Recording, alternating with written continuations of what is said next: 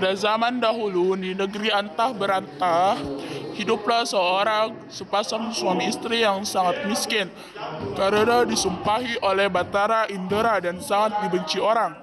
Setiap kali mereka mengemis di pasar dan kampung, mereka dipukuli dan diusir hingga ke hutan. Oleh karena itu, tinggallah sepasang suami istri itu di hutan dan memakan batang kayu dan buah-buahan. Setelah berapa lama, istri si miskin hamil selama 3 bulan. Sang istri ingin sekali memakan buah mangga yang ditanam di taman raja. Si miskin pun terketuk hatinya karena dahulu ia di keindraan waktu menjadi raja. Ia tidak ingin memiliki anak.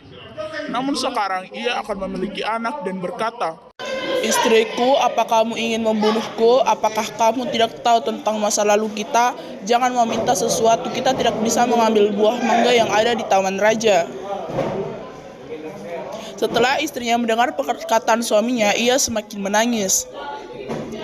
Lalu suaminya berkata, "Diamlah istriku, jangan menangis. Aku akan mencarikan buah mangga itu dan memberikannya padamu." Istri pun berhenti menangis. Lalu si miskin pun pergi ke pasar mencari buah mangga. Setelah sampai di pedagang buah mangga, ia ragu untuk meminta buah mangga karena ia takut orang itu akan memukulinya. Pedagang buah mangga pun bertanya, "Hai miskin, apa yang kamu inginkan? Jika Tuan mempunyai belas dan kasihan, berikanlah saya sebiji buah mangga yang sudah busuk, Tuan." Orang yang berada di pasar pun iba karena mendengar kata-kata si miskin itu. Lalu orang yang berada di pasar tersebut memberikan si miskin buah mangga, makanan, dan bahkan pakaian serta buah-buahan lainnya. Si miskin pun heran karena biasanya ia diusir, dipukul, hingga dilempari kayu dan batu. Setelah ia berpikir seperti itu di dalam hatinya, ia pun pergi ke hutan untuk menemui istrinya. "Istriku, ini buah mangga, makanan, pakaian, dan beberapa buah-buahan." Kemudian istrinya menginjak-injak apa yang diperoleh si miskin tersebut sambil menceritakan apa yang terjadi. Istrinya pun menangis dan tidak mau makan jika bukan buah mangga yang ditanam di taman raja dan berkata, "Biarkan saja aku mati." Si miskin pun sangat terpukul melihat perbuatan istrinya. Kemudian ia pergi menghadapi Maharaja Indradewa yang saat itu sedang mengadakan pertemuan raja. Lalu ia masuk ke dalam dan Baginda Raja pun berkata, "Hai miskin, apa yang kamu inginkan?" Si miskin pun menjawab sambil bersujud, "Tuanku, ampunilah hamba datang ke sini ingin meminta buah mangga yang sudah jatuh ke tanah, Tuanku. Apa yang kau lakukan dengan buah mangga itu?" "Untuk dimakan, Tuanku." "Tolong ambilkan setangkai buah mangga untuk si miskin ini." Kemudian diambilkanlah buah mangga tersebut untuk si miskin yang sedang sujud kepada Baginda Raja.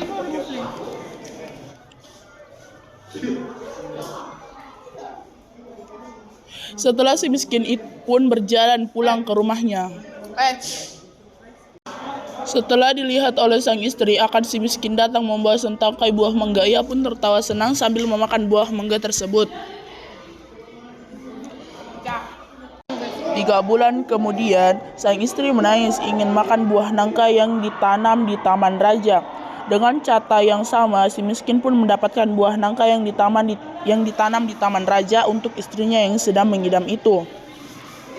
Selama istri si miskin hamil, banyak makanan, pakaian, beras, dan peralatan yang diberikan kepadanya. Pada waktu yang baik dan tepat, pada malam hari 14 bulan itu, bulan bersinar terang.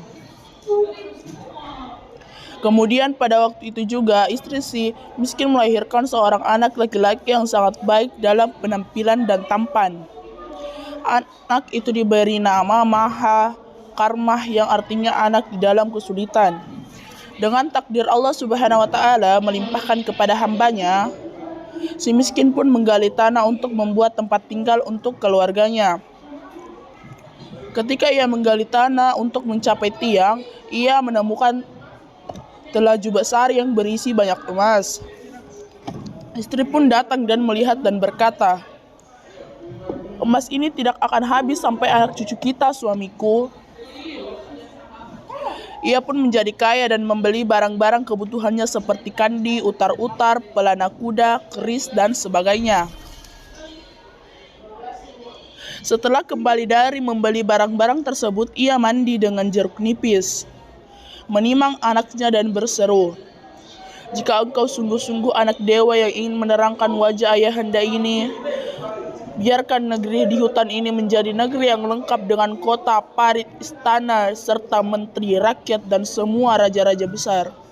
Terkabullah permintaan itu dan si miskin menjadi raja dan berganti nama menjadi Maharaja Indra Angkasa. Sang istri berganti nama menjadi Ratna Dewi dan negeri itu dinamakan Puspasari.